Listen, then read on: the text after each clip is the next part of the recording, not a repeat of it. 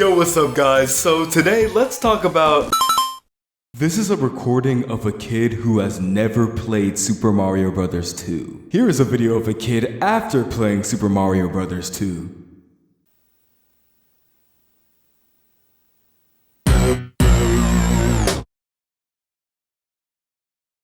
Words truly cannot describe how much of an icon Mario was in the early 80s. Not only in America, but also in Japan. With the release of Mario 1, it's a pretty obscure game, you might have heard of it, Nintendo went from doing pretty good with their then console the Famicom to absolute domination of not only the video game market, but the minds of many young Japanese children. The game dropped on September 13th, 1985, which actually is not too far from my birthday. You know, minus the 1985 part. We didn't ask.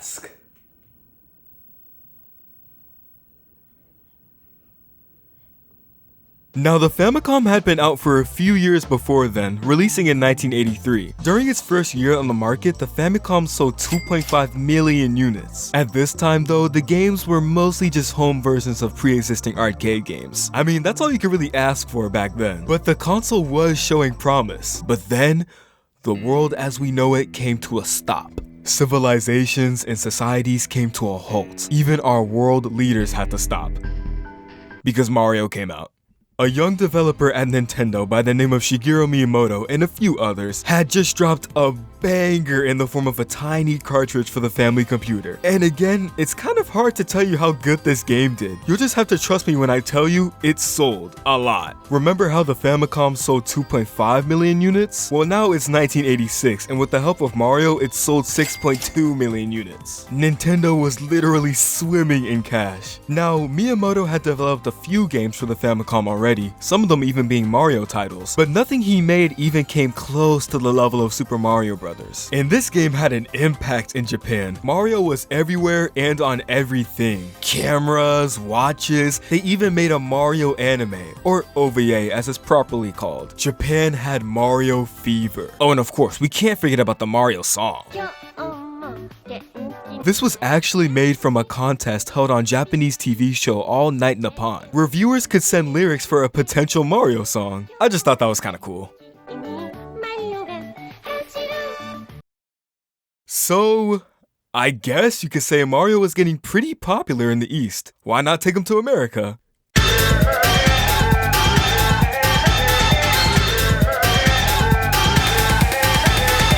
Yeah, Super Mario Bros. Launched with the Nintendo Entertainment System and took the USA by storm. You thought Japan liked Mario? American kids were literally glued to their TVs watching this plumber jump across their screens, and parents were racking their brains trying to figure out why. The video game industry was saved from pure extinction because...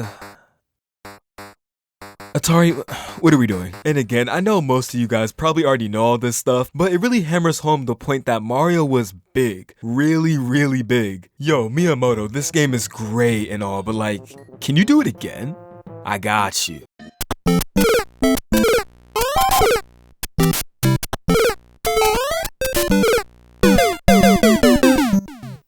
Huh. Super Mario Bros. 2, or as we call it in America, The Lost Levels, was hard. Harder than it really needed to be. It was released for the Famicom Disk System, an add-on for the Famicom that let it play these floppy disk-like games. Nintendo developers were kind of feeling limited with the little amount of space a cartridge provides. Disk not only allowed for more space, but also better audio capabilities.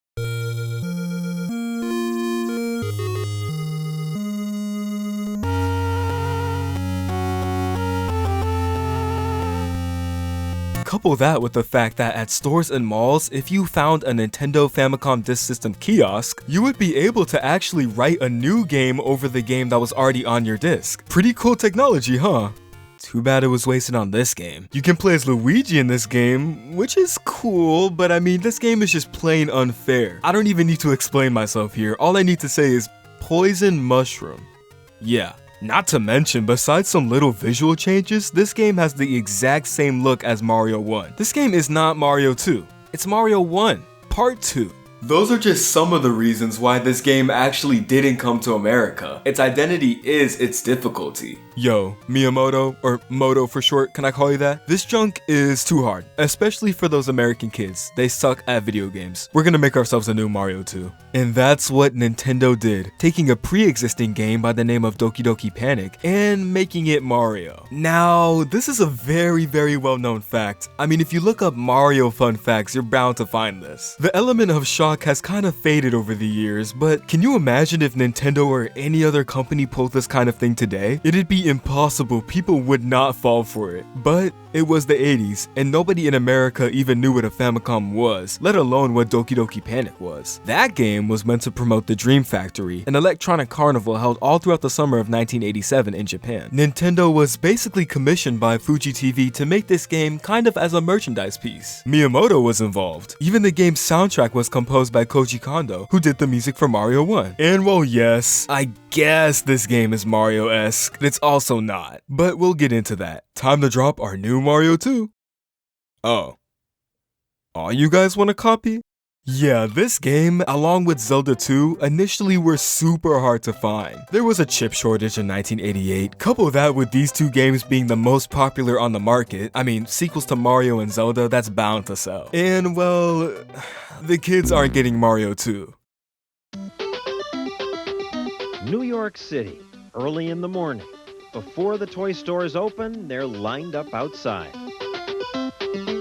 I'm in line too because the director of 2020 said, "Stossel, I hate to ask, but you've got to help me get my kid a copy of Super Mario Bros. 2. I have to live with my kids for the rest of the year, so I have to have this on Christmas Day.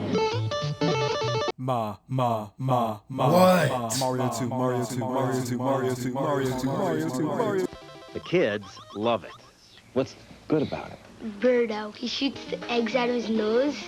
And also there's this part where you can't go anywhere except for fall down a pit, but you pick up this thing and this rocket appears out of nowhere and it flies to another board. It's weird. Well said. Personally for me, Mario 2 has always been one of those Mario games I don't really come back to too often. I mean, I grew up with Mario, and I always go back to the classics like 1, 3, World, the land games. They're all pretty special to me, but Mario 2? I don't really come back to it too often. I guess it's just because it's so weird. It's so different from every other mainline Mario game. I beat it once on the Wii U Virtual Console back in like 2016, but besides that, yeah, I don't prop this game in too often. Does anyone else feel this way? And you know what? That bothers me because how can I call myself a Mario fan when I don't play Mario 2? I mean, I know it's not a bad game, so why don't I come back to it more often? So today, let's take a look at it. I'm going to be 100% transparent with you guys. I use an... I'm sorry. For one, I don't own the NES cartridge for this game, but I do own Super Mario All-Stars. For those who don't know, Super Mario All-Stars was just a remake of the first 4 Mario games, but upgraded to 16-bit. So I thought, oh okay, let's just play the game off of my Super Nintendo. Oh. Yup, let's just, yeah, that's better. I did not save state for your information, I'm not a cheater. And yes, this isn't the original Mario 2, but I'm sorry. The All-Stars version is practically identical, besides the game being 16-bit, and the original being 8-bit. So, you've played a Mario game before, right? Well, if you have, you probably know how most of Mario's 2D platformers follow a very similar structure. Sure, the visuals might change between games, but fundamentally the gameplay, characters, plot doesn't change too much compared to his 3D games. Mario is always going to run and jump on enemies. I don't know what state the world would be in if he didn't. Imagine a Mario game that didn't look like this. Imagine a Mario game without those core essentials. I mean, it would be kind of weird, right? A Mario game where you can't jump on enemies? A Mario game with no question blocks that give you power-ups? A Mario game with no Goombas? No Goombas? It would be kind of weird. Well, back in 1988, the world only had one Mario game. So back then, they didn't know what direction the next Mario game was gonna go in. Was it gonna be more of this or something different? It's crazy that there was a point in time where this wasn't the standard for Mario. So I guess people weren't too mad at the fact that Mario 2 is such a different game. We can't even jump on enemies anymore. No, in order to kill enemies, we have to pick them up and then throw them at other enemies. You can also pick vegetables out of the ground to throw at other enemies. That's a mechanic you don't see brought back too often. Speaking of enemies, yeah, no Goombas, Koopas, Hammer Bros, Piranha Plants, but we do have Shy Guys? Yeah, this was the first appearance of Shy Guy, who would go on to be featured in many Mario games to come. Kind of weird how Shy Guys weren't actually made to be Mario characters, but now they just are. In fact, you could say that about a lot of aspects from this game, but we'll get into that later. Let's talk about the story. So, Mario has a dream where, upon walking up a staircase leading to a door, he hears a voice telling him to save the people of Subcon from an evil frog by the name of Wart. Yeah, it's not Bowser, it's Wart. And he's kidnapped these creatures by the name of Subcons. They're these little fairy creatures that, along with Wart, haven't been featured in a Mario game since. However, the plot of Mario 3D World, where Bowser kidnaps a similar species called Sprixies, kind of calls back to this game's plot, which is a comparison I don't see anybody make. I mean, look, Sprixies, Subcons, they're basically the same thing. It would have been way cooler if they just brought back Subcons to 3D World, but whatever, Nintendo, I don't even care. I don't even care. It turns out that Luigi, Toad, and Peach all had this dream too. On a picnic the next day, they all find the staircase from their dreams, but this time, when they open the door at the top, they are transported to Subcon, as in the place, not the fairies. So now they set off to defeat Bowser, Wart. Yeah, you can actually play as more characters than Mario this time. Mario's a simple choice though. He's the all-around guy. He's basic. Why would you ever choose Mario? People do this in Mario Kart too. All these characters and you choose Mario. Luigi can jump the highest, Toad can run the fastest, and Peach can float. Because of Peach's floating ability, she'll probably be your most played character if it's not Luigi. She just makes some of these levels way easier than they were supposed to be. And this is actually one of the very few times Princess Peach is playable in a platformer. The other time being Super Princess Peach for the DS. She's my second favorite behind Luigi because of how she just demolishes some of these levels. Not that this game is hard or anything.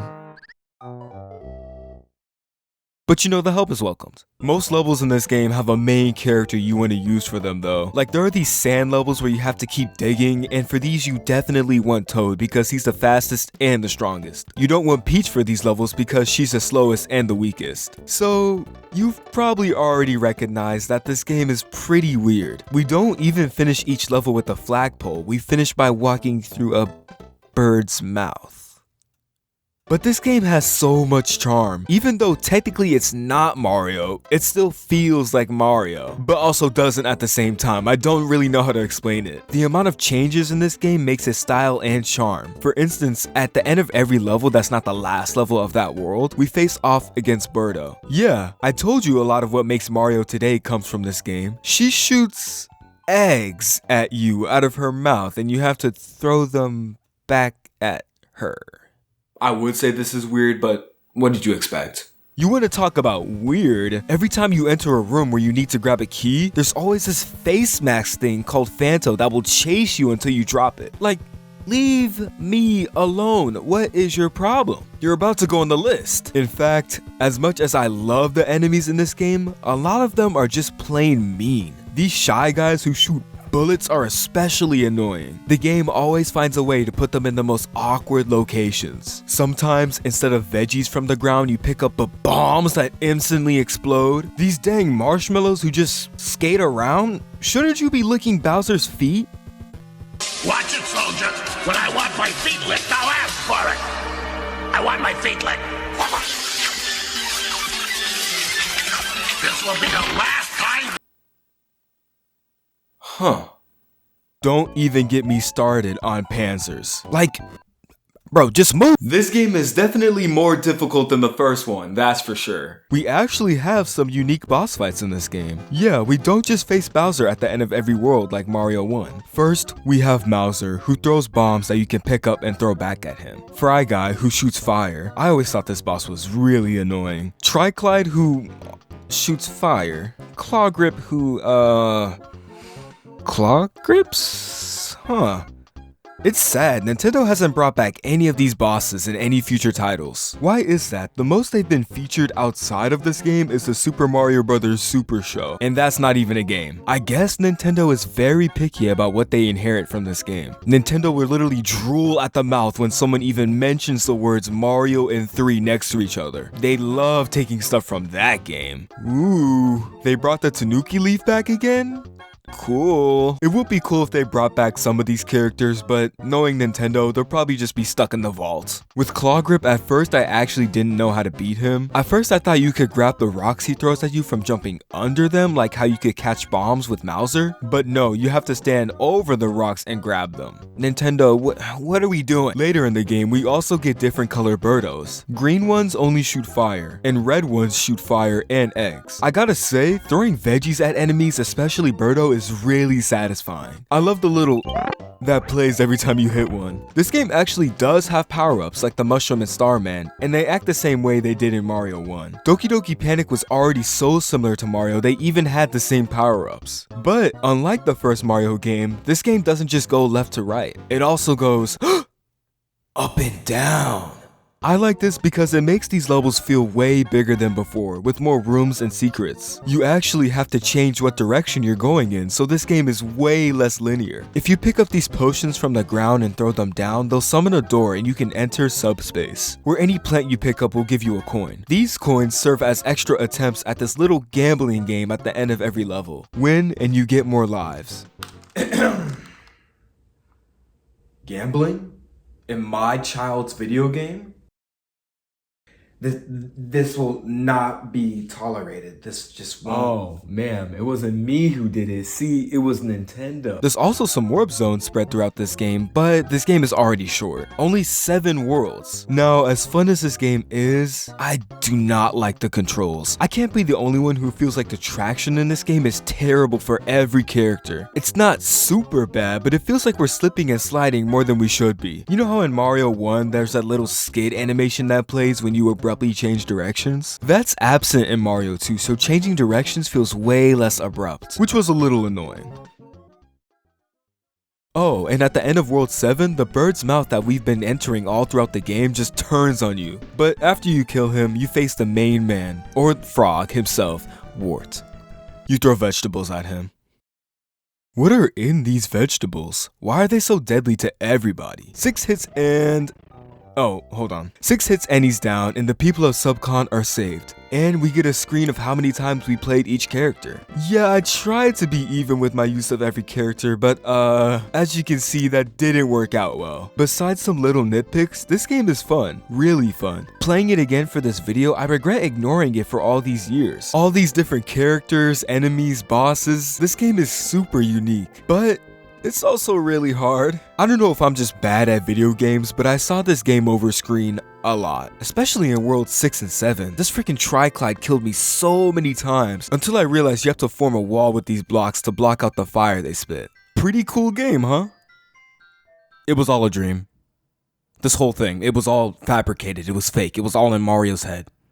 You just wasted your time. Wait, it was all just a dream? No, I spent hours playing that game. No, I spent hours playing this. No, hold on. That can't be true.